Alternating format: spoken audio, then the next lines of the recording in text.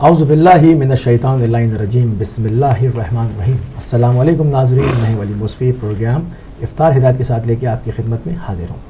آج 12 رمضان المبارک ہے، 30 جون ہے اور منگل کا روز ہے۔ پروردگار کی بارگاہ میں دعا گو بھی ہوں اور پر امید بھی ہوں کہ آپ پوری دنیا میں جہاں کہیں بھی ہوں گے صدقے میں محمد والے محمد کے خیر اور عافیت سے ہوں گے۔ آج لندن میں مغرب کا ٹائم 9:36 ہے اور مینچسٹر میں مغرب 10:01 اور اس کے علاوہ مختلف شہروں کے لوگ اپنے مقامی وقت کا خاص خیال رکھیں گے۔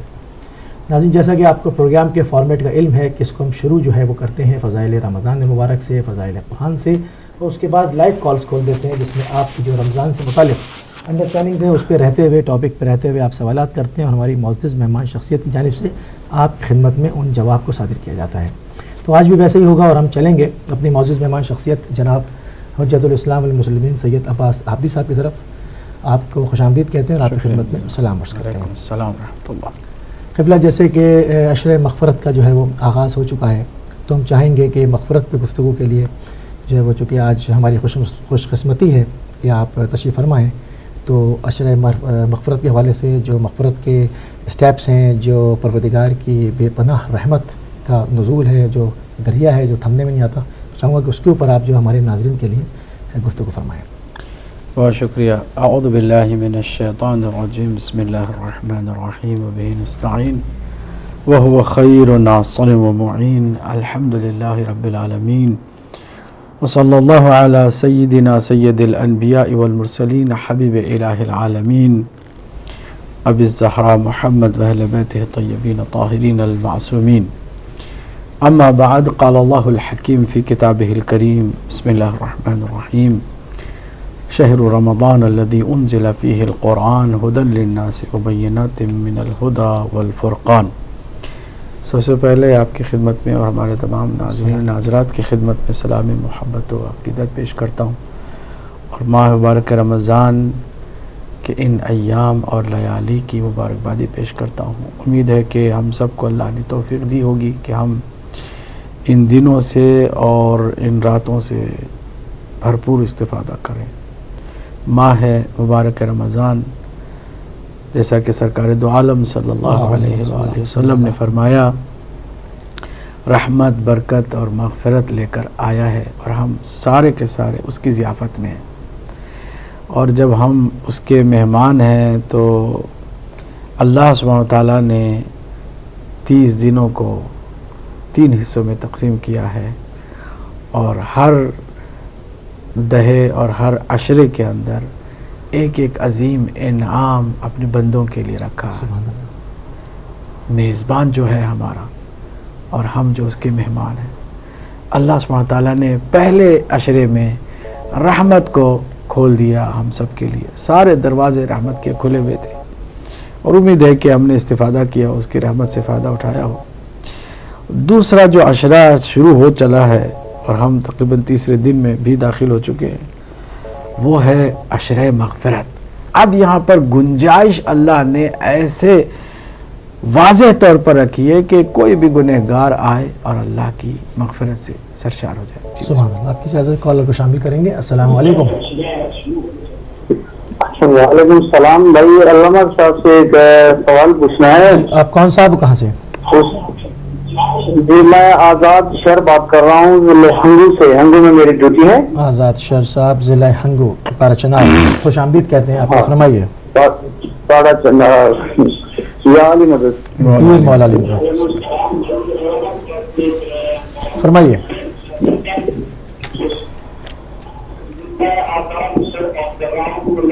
جی، آپ ٹیلی ویژن سیٹ کی آواز بند کر دیں، ٹیلی ویژن سیٹ کی آواز بند کر دیں۔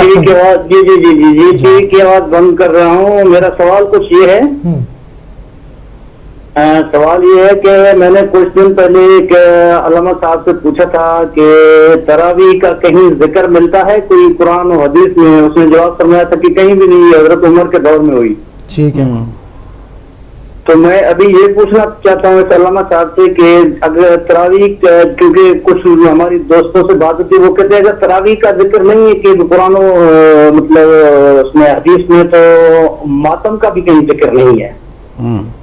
ٹھیک ہے، جواب دیتے ہیں انشاءاللہ. تو قرآن میں یا حدیث میں ماتم کا بھی ذکر نہیں ملتا ہے. اس بارے میں مجھے ذرا کلیئر کر دیں، آپ کی مہربانی ہوگی. ٹھیک ہے، جزاک اللہ. احسن، خوبصورت سوال. آپ پروگرام دیکھتے رہیں، آپ کو جواب دیا جاتا ہے. عرض کر رہا تھا کہ ماہ مبارک رمضان میں ہم اس کے مہمان ہیں، تو اس کریم نے میزبانی کا حق ادا کرتے ہوئے پہلے عشرے میں رحمت سے تمام بندوں کو نوازا. رحمت کے دروازے کھلے ہوئے تھے، گزر چکا. امید ہے کہ ہم میں سے کوئی بھی محروم نہ رہا ہو. دوسرا عشرہ مغفرت کا، کہ ایک انعام ہے اللہ کی جانب سے کہ تم میرے مہمان ہو، تو میں ایسا کرتا ہوں کہ تمہارے ہر گناہ کو معاف کروں گا. بس ایک شرط ہے کہ گڑ گڑا کر تم توبہ کرو، استغفار کرو. یہ مغفرت کا موسم ہے، یہ موسم مغفرت ہے. آئے انسان اپنے گناہوں کو، کسی بھی گناہ کے انجام دینے کے بعد نا امیدی نہ رکھے، مایوس نہ ہو، بارگاہ الہی میں آ کر کے اللہ سے مغفرت طلب کرے. اللہ سبحانہ تعالیٰ اسے معاف کرے گا. مولا کائنات علی ابن ابی طالب علیہ السلام نے فرمایا. جی بسم اللہ، اس کو لے لیں. کالر کو شامل کریں گے. السلام علیکم ورحمۃ اللہ. ہیلو، السلام علیکم ورحمۃ اللہ. کون صاحب، کہاں سے؟ وعلیکم السلام. میں افتخار بول رہا ہوں. افتخار صاحب، فرمائیے. میرا سب سے پہلے تو سلامت. وعلیکم السلام. وعلیکم السلام ورحمۃ اللہ. اس کے بعد یہ پوچھنا ہے کہ یہ جو تراویح 20 8 12 لکھی ہوئی ہے یا نہیں، مجھے یہ سروکار نہیں. یہ کیوں ویسے لکھی ہوئی ہے کسی بھی ان کی کتاب میں یا ہماری کتاب میں کہیں ہے کہ نہیں ایسے؟ یہ کیونکہ مسجدوں میں نا وہ لکھا، ایک مسجد ہے اس میں یہی کہہ رہے ہیں کہ 20 سے جو کم پڑے گا اس کو نا وہ حدیثیں لگا دی. میں نے کہا ہمارے تو مولانا صاحب کہتے ہیں کہیں لکھا ہوا ہی نہیں. میں نے یہ پوچھنا ہے بس اپنے کو. ٹھیک ہے، دیکھتے رہیے پروگرام، انشاءاللہ جواب دیا جاتا ہے. جی قبلہ. جی، جو اللہ سبحانہ تعالیٰ نے ہم سب کے لیے مغفرت کا سامان مہیا کیا ہے، اسے ہم بھرپور استفادہ کریں. اب دیکھنا یہ ہے کہ انسان اگر مغفرت چاہتا ہے تو کبھی کبھی ایسا ہوتا ہے کہ اس نے اپنے اور اپنے خدا کے درمیان کچھ ایسے گناہ کیے ہیں کہ ان گناہوں کو اپنے نظروں میں لاتا ہے تو اسے عجیب سا احساس ہوتا ہے کہ شاید اللہ معاف نہ کرے اتنے سارے گناہ. بعض گناہ ہوتے ہیں انسان. تو امام مولا کائنات علی ابن ابی طالب علیہ السلام نے فرمایا کہ اللہ سبحانہ تعالیٰ نے قرآن مجید میں ایک آیت رکھی ہے کہ جو بڑے سے بڑے گنہگار کے لیے بھی امید دلا دیتی ہے، امید بخش آیت. اور وہ کیا ہے؟ بسم اللہ الرحمن الرحیم. قل یا عبادی الذین اسرفوا علی انفسہم. اے میرے وہ بندو، کہہ دو حبیب میرے ان بندوں سے کہ جنہوں نے اپنے نفسوں پر اسراف کیا ہے، گناہ کر کر کے بہت زیادہ ظلم کیا اپنے نفسوں پر. لا تقنطوا من رحمت اللہ، اللہ کی رحمت سے کبھی مایوس نہ ہونا. کیا بات ہے. ان اللہ یغفر الذنوب جميعا، کہ اللہ سبحانہ وتعالی بے شک سارے تمہارے گناہ معاف کر دے گا. یغفر الذنوب جميعا، جميعا میں کوئی کسی ایک بھی گناہ کو مستثنا نہیں کیا گیا، سارے گناہوں کو بخش دے گا. سبحان اللہ. اور کالر کو شامل کریں گے. السلام علیکم ورحمۃ اللہ. جی وعلیکم السلام. علیکم السلام. شاید میں الفاظ میں کمی ہو میری پیشی، لیکن میں عرض یہ کرنا چاہتا ہوں کہ 2-3 قسم کے سوال کرتے ہیں لوگ. ایک تو وہ ہیں جو اپنی علمیت جھاڑنے کے لیے کرتے ہیں، کچھ یہ ہیں جو چٹکی لگانے کے لیے کرتے ہیں، اور کچھ واقعتاً سوال پوچھتے ہیں. یہ تینوں قسم کے اکثر سنا گیا ہے. اور ہم جب بھی پروگرام کسی کلائمیکس پہ جاتا ہے آستہ سے وہ علمیت جاننے والے آ جاتے ہیں. میرا قبلہ سے سوال یہ چھوٹا سا ہے کہ حضور نے فرمایا جس نے میری قبر کی زیارت کی اس کی شفاعت مجھ پر واجب ہوئی. کیا انسان یہ توقع کرے کہ زندگی میں جب اسے اللہ تعالیٰ نے موقع دیا تو وہاں گیا تو کیا یہ توقع کی جا سکتی ہے اللہ کے حضور سے کہ اس سے قبل کے گناہ معاف کر دیے جائیں گے؟ بہت مہربانی. ٹھیک ہے.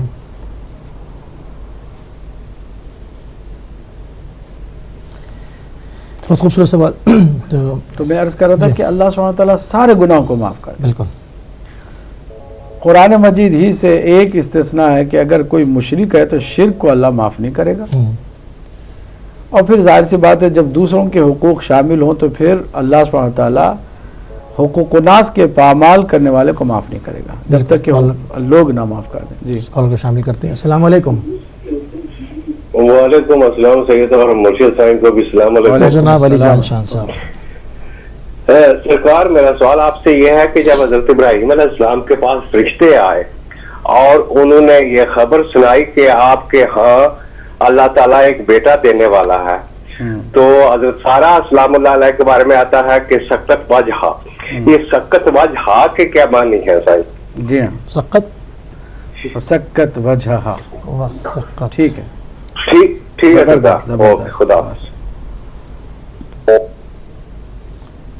ٹھیک ہے. تو اللہ سبحانہ وتعالیٰ کی رحمت کے بعد مغفرت کا موسم آیا ہے تو ہر کسی کو اس سے بھرپور استفادہ کرنا چاہیے. بالکل. نا امید نہیں ہونا چاہیے, مایوس نہیں ہونا چاہیے. اللہ کی مغفرت ہر کسی کے شامل حال ہو سکتی ہے. اب ذرا سوال یہ ہے کہ مغفرت کو اللہ کی ہم کیسے آسانی سے حاصل کر سکتے ہیں. 3 مراحل ہیں. پہلے تو یہ کہ خود ہمارے اپنے اندر دوسرے کو معاف کر دینے کا جذبہ پیدا ہونا چاہیے. ہم اگر خدا نہ خواستہ سٹبن ہیں, ضدی ہیں اور ہمیشہ لوگوں کے کسی بھی مسئلے کو جب دیکھتے ہیں تو غصے میں بھی آتے ہیں اور بدلہ بھی لیتے ہیں اور معاف نہیں کرتے, تو اللہ سے توقع رکھنا کہ اللہ ہمارے گناہوں کو معاف کر دے گا, یہ بیجا توقع ہوگی. اگر ہم چاہتے ہیں کہ ہمارے گناہ اللہ سبحانہ وتعالیٰ معاف کرے تو ہمارے لیے ضروری ہے کہ ہم اپنے اندر بھی لوگوں کی خطاؤں کو, لوگوں کی غلطیوں کو بھی معاف کرنے کا جذبہ پیدا کریں. جو اللہ والے ہوتے ہیں وہ انتقام اور بدلہ لینے کی بھاونا رکھتے ہی نہیں ہیں, وہ جذبہ بدلہ لینے کا ان کے پاس ہوتا نہیں ہے. کالر کو شامل کریں تو السلام علیکم. وعلیکم السلام. جی بہن فرمائیے. علامہ صاحب کو بھی میری طرف سے سلام. وعلیکم السلام ورحمۃ اللہ. السلام. میں برمنگھم سے محفوظ فاطمہ بول رہی ہوں. جی جی ماشاءاللہ فرمائیے. میں نے یہ پوچھنا ہے کہ جو قرآن پاک میں قرآنی آیات ہیں ناسخ اور منسوخ, ان کا کیا کوئی سائن مل سکتا ہے کہ کیا نمبر ہے ان کا؟ ٹھیک ہے, پلیز ان کا جواب میں انتظار کروں گی. ٹھیک ہے. خدا حافظ. خدا. ٹھیک ہے. تو اس کے جو 3 مراحل ہیں تو اس پہ گفتگو. پہلا مرحلہ یہ ہے کہ انسان خود دوسروں کو معاف کرنے کا جذبہ اپنے اندر پیدا کرے. اگر خود کسی کو معاف نہیں کرتا ہے, بہت سارے لوگ ہیں اچھے لوگ بھی ہیں لیکن جب ان کے ساتھ کسی کا بھی کوئی مسئلہ ہو جاتا ہے وہ معاف نہیں کرتے. کچھ لوگ تو سال ہاں سال اتنی سی چھوٹی سی بات کو یاد رکھتے ہیں اور برابر اس کا بدلہ لیتے ہیں. یہ اللہ والے نہیں ہو سکتے, یہ مغفرت پروردگار کے شامل حال نہیں ہو سکتے. یہ وہ بندے ہیں کہ جن بندوں پر اللہ کی جانب سے بھی عذاب ہوگا, ان کو اندازہ نہیں ہے. اگر میں کسی کی غلطی کو پکڑ کے رکھوں اور کسی طرح اسے معاف نہ کروں تو سوچو کہ میرے اگر گناہوں کو اللہ سبحانہ تعالیٰ پکڑنا شروع کر دے اور مجھے معاف نہ کرے تو میں کہاں جاؤں گا. من لا یرحم, یہ قاعدہ کلی بھی ہے, حدیث بھی ہے اور یہ ایک مسلم اصول بھی ہے. کیا کہ من لا یرحم لا یرحم, جو دوسرے پر رحم نہیں کرتا اس کے اوپر بھی رحم نہیں کیا جائے گا. اگر آپ معاف نہیں کرتے آپ کو بھی معاف نہیں کیا جائے گا. تو اگر ہم چاہتے ہیں کہ اس مغفرت کے عشرے میں اللہ سبحانہ وتعالیٰ کی مغفرت ہمارے شامل حال ہو اور ہم جو گنہگار ہیں اللہ ہمیں معاف کر دے, تو ہم دوسروں کے گناہوں کو معاف کرنے کا جذبہ پیدا کریں. پہلی کنڈیشن ہے. دوسری یہ کہ واقعاً سیریسلی اپنے ان گناہوں کو یاد کر کر کے توبہ کریں. صحیح توبے کے خود پھر مرحلے ہیں بہت سارے. صحیح. اعتراف گناہ کا، پھر اس گناہ کی طرف واپس نہ لوٹنے کا عزم، سبحان اللہ. پھر اللہ سے اس کی معافی کی طلب. یہ 3 پارٹس ہیں، ارکان ہیں توبہ کے. تو یہ توبہ جو ہم بات کر رہے ہیں اس مغفرت کے لیے 3 مراحل ہیں. پہلا مرحلہ خود دوسروں کو معاف کرے، جذبہ اپنے اندر پیدا کرے. دوسرا مرحلہ توبہ کرے، اور توبہ کے لیے میں نے بتایا 3 ارکان ہیں. پہلا رکن یہ کہ پشیمان ہو جو کچھ کیا اور اعتراف کرتا ہوا کہ میں گنہگار ہوں. اور دوسرا رکن توبہ کا یہ ہے کہ وہ عزم کرے کہ دوبارہ میں لوٹ کر کے گناہ کی طرف نہیں جاؤں گا. تیسرا یہ کہ اللہ سے اس کی معافی بھی طلب کرے. تو یہ توبہ ہے. جی کالر کو شامل کریں گے. السلام علیکم. وعلیکم السلام. جی بہن. جی بھائی مجھے آپ سے ایک بات کرنی ہے. جی ایکچولی میں اپنی سسٹر کے لیے رشتہ دیکھ رہی ہوں. ہمیں کوئی سید فیملی چاہیے. تو مجھے کائنڈلی اتنا بتا دیں کہ میں کون سے چینل پہ کال کروں. میں نے بھی دیکھا ہے ہدایت پہ. ٹھیک ہے. ہمارا ایک پروگرام ہوتا ہے سسٹر بندھن، اس میں کا فون کیجیے گا، یا جو نمبر یہاں پر آتا ہے بندھن کا اس کو آپ کنٹرول روم میں فون کر کے لے لیجیے گا، پھر ان سے بات کیجیے گا. ٹھیک ہے. اور کالر کو شامل کرتے ہیں. السلام علیکم ورحمۃ اللہ. وعلیکم السلام موسی بھائی، اور علامہ صاحب کی خدمت میں میرا بہت محمد علی بھائی. وعلیکم السلام ورحمۃ اللہ. آپ صاحب ٹھیک ٹھاک ہیں؟ آپ کیسے ہیں؟ جی الحمدللہ، اللہ کا شکر، اللہ کا احسان ہے. بسم اللہ. ابھی صاحب ایک میرا سوال تھا یہ مغفرت کے بارے میں ہی، کہ جیسے ابھی صاحب بہرحال اللہ سے اپنی گناہوں کی معافی ہم لوگ مانگتے ہیں، سبھی مانگتے ہوں گے بے شک، لیکن ابھی صاحب کچھ گناہوں کے ایسی ہوتے ہیں کہ ہم معافی بھی مانگ رہے ہوتے ہیں لیکن پھر ہم سے وہ گناہ سرزد ہو رہے ہوتے ہیں. یعنی ہم اللہ سے ان گناہوں کی معافی بھی مانگ رہے ہوتے ہیں لیکن بعد میں دوبارہ سے وہ سرزد ہو رہے ہوتے ہیں. کیا ایسے گناہوں کی دوبارہ معافی ملتی رہتی ہے یا کیا ہوتا ہے؟ ٹھیک ہے. چلو اچھا سوال ہے، لکھ لیں. ٹھیک ہے. تو یہ 2 مرحلے ہو گئے. پہلا مرحلہ یہ کہ خود انسان دوسرے کو معاف کرنے کا جذبہ پیدا کرے. دوسرا مرحلہ ہے کہ توبہ کرے ان گناہوں کے بارے میں یا ان گناہوں کو لے کر اللہ کی بارگاہ میں. توبہ کی بھی میں نے 3 ارکان بتا دی. تیسرا مرحلہ یہ ہے کہ حتی الامکان کوشش کرے کہ ان گناہوں کی طرف دوبارہ ہرگز نہ جائے کہ جن کی مغفرت اللہ سے طلب کی ہے. اور یہیں پر ہمارے بھائی محمد علی کے سوال کا بھی جواب دینا چاہوں گا کہ اکثر ایسا ہوتا ہے بندے ہیں گناہ کرتے ہیں، معافی بھی مانگتے ہیں، پھر وہی گناہ کرتے ہیں. عادتاً گناہ. پہلی بات تو یہ کہ الٹیمیٹلی آپ کو اللہ کی رحمت سے مایوس نہیں ہونا ہے، مغفرت سے مایوس نہیں ہونا ہے. لہٰذا نا امید ہو کر یہ نہیں کہنا کہ بھائی یہ تو میں بار بار کرتا ہوں لہٰذا اب توبہ ہی نہیں کروں گا، استغفار ہی نہیں کروں گا، بلکہ اپنے گناہ کو جاری رکھوں گا. یا تو پھر دوسرا اس کا جو رخ ہے اس کو اپنا لے کہ بھائی اب یہ بار بار میں نہیں کرنے والا، ایک دفعہ میں نے توبہ کر لی ہے تو دوبارہ گناہ کی طرف نہیں جاؤں گا. یہ بہت زبردست عزم ہے. یہ اگر نہیں ہوتا ہے، ڈھیلے ڈھالے بندے ہوتے ہیں، انسان کمزور بھی ہوتا ہے، عزم میں ارادے میں کمزوریاں آتی ہیں، لیکن جب بھی وہ توبہ کرتا ہے بہت صدق دل سے کرتا ہے، گڑ گڑا کے احساس بھی ہے، پشیمان بھی ہے، پھر واپس اس گناہ کی طرف چلا جاتا ہے. تو ایسی صورت میں اسے یہ عزم اپنا پختہ کرنے کے تلاش کرنے ہوں گے نسخے، ورنہ اسے یہ نہیں کہا گیا ہے کہ وہ توبہ نہ کرو بلکہ اب تمہارے گناہ کے تمہاری مغفرت کا کوئی فائدہ نہیں ہے. فائدہ پھر بھی ہوگا، عذاب نہیں آئے گا.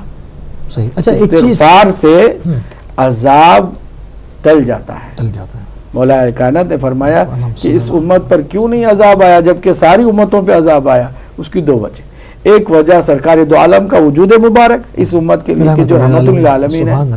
دوسری وجہ کہ اس امت کو استغفار کی تعلیم دے دی گئی ہے، استغفار کرتے رہتے ہیں. گناہ کے بعد استغفار کر کے انسان کم از کم عذاب الہی سے اپنے آپ کو پروٹیکٹ کر سکتا ہے. تو عذاب الہی سے بچنے کے لیے استغفار کرنا ہے. ایک دفعہ گناہ کیا اور اس کے بعد پشیمان ہو گیا، استغفار کیا، گناہ سے بچ گیا، اس کے عذاب سے بچ گیا.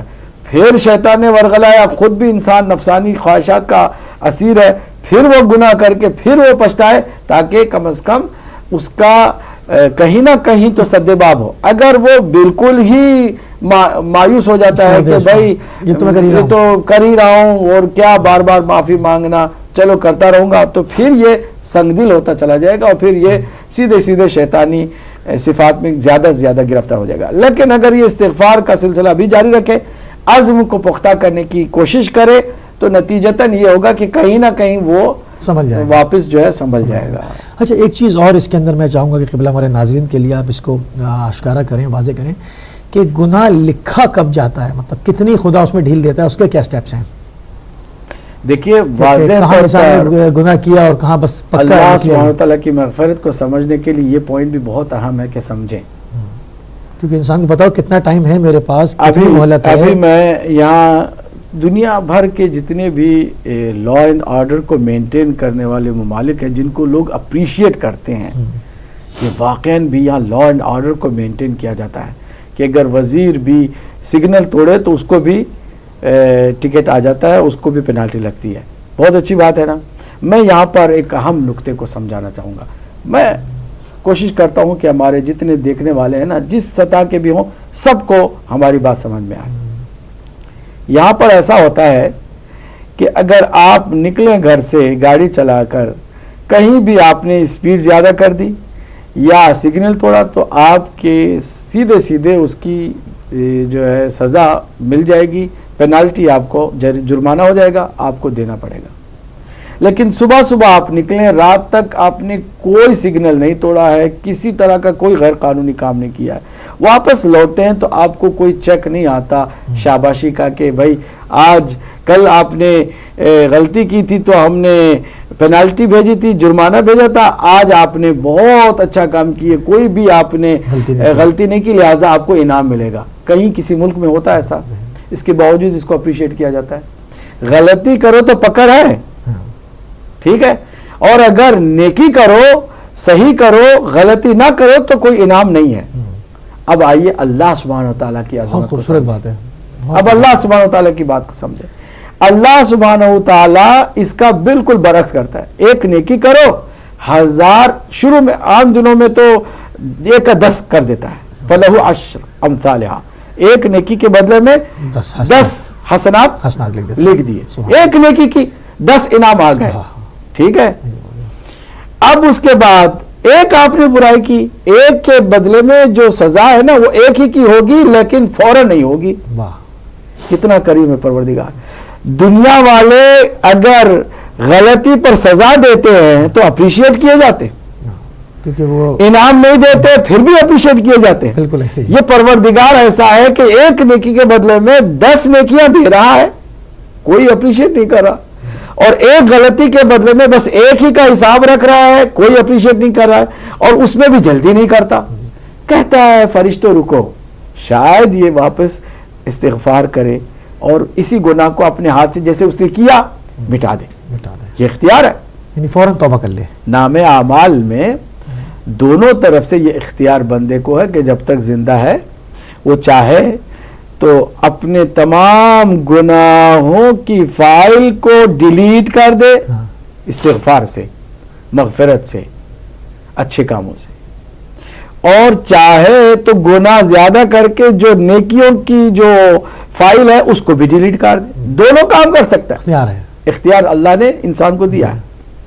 تو اب اللہ سبحانہ وتعالیٰ یہ دیکھیے کتنا کریم ہے اور وہ کتنا غفار و رحیم ہے کہ آپ نے ایک خطا کی ہے، فوراً سزا نہیں دیتا، ویٹ کراتا ہے جب تک کہ آپ توبہ نہ کر لیں۔ آپ بزید ہوں، توبہ بھی نہ کریں تو پھر کہتے ہیں ایک کے بدلے میں صرف ایک ہی لکھنا، لیکن نیکی کرے گا، ارادہ کیا، لکھ دو، 10 لکھ دو نیکی۔ سبحان اللہ۔ ایک اور کال کو شامل کریں گے۔ السلام علیکم۔ السلام علیکم جی کون صاحب کہاں سے؟ جی مونٹریال سے کال کر رہا ہوں، ابرار نکلیت کر رہا ہوں۔ ماشاءاللہ۔ علامہ صاحب سے پوچھنا یہ ہے کہ علامہ صاحب نے اپنے پچھلے پروگرام میں یہ ارشاد فرمایا تھا کہ جو مولا حسین علیہ السلام نے راحت کو 7 بیٹے عطا کیے تھے وہ آپ کی کسی مسند کتاب میں موجود نہیں ہے واقعہ۔ جی تو کیا قرآن کی مستند کتاب یہ کہہ رہی ہے، قرآن جیسی مستند کتاب یہ کہہ رہی ہے کل شیء احصیناہ فی امام مبین وما تشاءون الا ان یشاء اللہ، کہ جو ارادہ خدا ہے وہ اہل بیت ہیں، مشیت خدا یہ ہے. کیا ایجاد امام کسی نجس انسان کی سند کا محتاج ہے؟ اس کا مطلب ہے کہ آپ ذہن مومنین میں یہ دوسرے لوگوں کے ایجاد امام کے بارے میں شک و شبہات پیدا کرنا. جب شک آ گیا تو ایمان گیا. تو کیا قرآن سے بڑھ کر کوئی مدلل کتاب اتھینٹک کتاب ہے؟ پلیز آپ جواب دیجیے. ٹھیک ہے، چلیے میں ان کا پہلے ہی جواب دے دیتا ہوں. ہمارے بھائی جو ہے نا شاید مس انڈرسٹوڈ انہوں نے کیا ہے. پہلے تو میں نے یہ نہیں کہا، کسی اور صاحب نے مولانا نے کہا. مجھ سے وہی مولانا کا حوالہ دے کر کہ میرے اپنے پروگرام میں کسی نے پوچھا کہ یہ ہم نے سنا کہ کیا واقعاً بھی کوئی سند نہیں ہے. ٹھیک ہے، تو ہم نے کہا کہ ہاں سند نہیں ہے اس طرح کی جو ہماری کتابیں اتھینٹک ہے. ہماری کتابیں رہ کتنی گئی ہیں. تو ہمارے اس بھائی کی خدمت میں عرض کروں، ہم نے انکار نہیں کیا ہے، واقعے کو ڈینائی نہیں کیا ہے. ہم نے کہا کہ مستند کتاب میں نہیں آئی یہ روایت، اس کا مطلب یہ نہیں ہے کہ وہ روایت غلط ہے، کیونکہ ہماری کتابوں کو جلا دیا گیا. ہماری بہت ساری کتابوں کو جو اتھینٹک تھی، جو معصومین کی نگرانی میں لکھی گئیں، ان کو جلا دیا گیا. ہمارے واقعات بہت ہی کم رہ گئے جو رہ گئے محفوظ. ہمارے کتاب خانوں کو آگ لگا دی گئی، ہمارے سادات کو جو ہے نا وہ دیواروں میں چن دیا گیا، بغداد کے لائبریریوں کو جلا. تو ہمیں سمجھنا چاہیے انکار نہیں ہے. اللہ سبحانہ تعالی اپنے ولی خاص کو تصرف کا اختیار دیتا ہے. ہم ولایت تکوینی کے قائل ہیں، ہمارے بھائی اگر نہیں ہے تو وہ بھی ہو جائے. مولا کے اختیار میں کسی کو شک بھی اگر ہو گیا تو میں سمجھتا ہوں وہ شیعیت سے ہی نکل گیا. ولایت کے اس مفہوم سے جو بھی آشنا نہیں وہ آشنا ہو جائے، لیکن اگر شک کرنے لگ جائے تو وہ شک اس کے لیے تباہ کن ثابت ہوگا. تو مولا امام حسین علیہ السلام یا باقی ائمہ طاہرین علیہ السلام کے اختیارات میں پوری کائنات ہے. اولاد دینے کی کیا بات ہے، پوری کائنات ہے. لیکن کیا یہ واقعہ اس طرح کا جیسے بتایا جاتا ہے کہ ہماری اپنی کسی کتاب میں ہے یا نہیں ہے معتبر؟ فی الحال کتابوں میں موجود نہیں ہے. اس کا مطلب یہ نہیں ہے کہ وہ روایت غلط ہے. اختیارات کو اپنی جگہ پہ، قرآن کی سند کو ہم ثابت کرنے کے لیے پیش کریں تو وہ تو ایک آیت نہیں ہے، بہت ساری. چونکہ اللہ سبحانہ تعالیٰ نے انہیں ولایت تکوینی سے نوازا ہے، ایک ایسی طاقت دی ہے کہ جو کسی کو نہیں ہے. ٹھیک ہے، اختیار ہے، تصرف کا حق اللہ نے دیا ہے انہیں تمام مخلوق پر، تمام مخلوق پر. ٹھیک ہے، تو پھر یہ نہیں ہے کہ ان کے اختیارات میں کوئی کمی ہے، لیکن واقعات، کچھ انسیڈنٹ، کچھ ایونٹس تحریر ہوئے ہیں، کچھ نہیں ہوئے ہیں، اور کچھ تحریر ہونے کے بعد جلا دیے گئے ہیں، ہم تک نہیں پہنچے ہیں. میرا کہنے کا مطلب یہ ہے کہ ہم کسی طرح یہ تو نہیں جھوٹ بول سکتے کہ ہاں جی ہماری کتاب میں، اور جبکہ ہماری کتاب میں کوئی معتبر کتاب میں نہ ہو تو پھر ہم جھوٹے ہوئے نا. تو یہ بات ہمیں انصاف کی کرنی چاہیے. امید ہے کہ میرے بھائی جو ہے وہ سمجھ گئے ہوں گے. جی ٹھیک ہے، کال کو شامل کریں گے. السلام علیکم. ہیلو، السلام علیکم. کون صاحب کہاں سے؟ وعلیکم السلام. میں دبئی سے بات کر رہا ہوں. مصطفیٰ میرا نام ہے، پاکستان سے میرا تعلق ہے. مصطفیٰ صاحب دبئی سے، فرمائیے. جی میں صرف مولوی صاحب سے پروگرام دیکھ رہا ہوں. یہ پوچھنا چاہتا ہے جو ہمارے ملک میں آج کل وہ علی ولی اللہ تہجد میں پڑھنا چاہیے یا نہیں پڑھنا چاہیے، یہ میرا سوال ہے بھائی. بس ٹھیک ہے، دیکھتے رہیے پروگرام، جواب دیتے ہیں. ٹھیک ہے، تو اس کے سوالوں کا جواب کا سلسلہ بھی چلے گا. ہمارے پاس ایک بریک جو ہے اس کو کہا جا رہا ہے. ناظرین ایک مختصر سی بریک پر جائیں گے، بریک سے واپس آئیں گے تو پروگرام کے سلسلے کو جاری رکھیں گے. چلتے ہیں ایک بریک پہ.